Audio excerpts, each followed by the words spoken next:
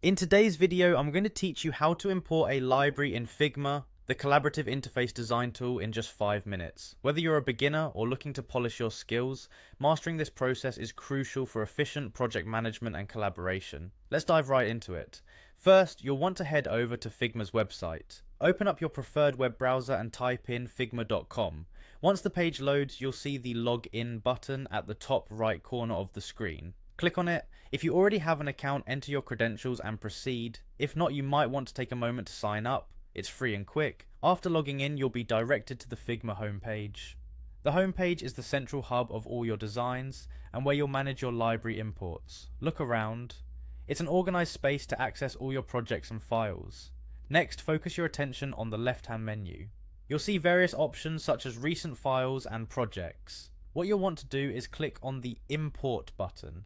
This feature allows you to bring external resources into Figma, which is a fantastic way to enrich your design toolkit with libraries already created elsewhere.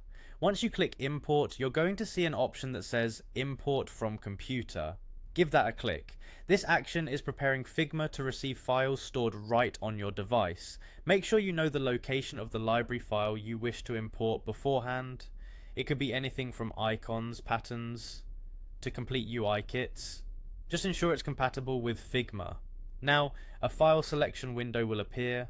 Navigate to the desired library file you wish to import from your computer and select it. Make sure the file format is correct and fully compatible. Usually Figma supports files like .fig, .svg, PNG and so on. Once you've selected your file, hit open. This will commence the import process.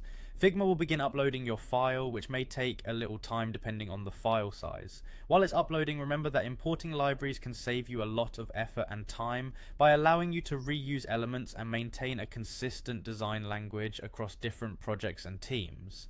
Once that's done, the imported library will now be accessible from your Figma file, ready to enhance your design work with additional resources. You can start integrating these assets into your projects, creating seamless and enriched interfaces efficiently. And there you have it, a step-by-step guide on importing libraries into Figma. Feel free to explore and get creative with the new assets you've just imported. Thanks for watching and happy designing. If you found this tutorial helpful, make sure to subscribe and hit the notification bell for more useful tips and guides.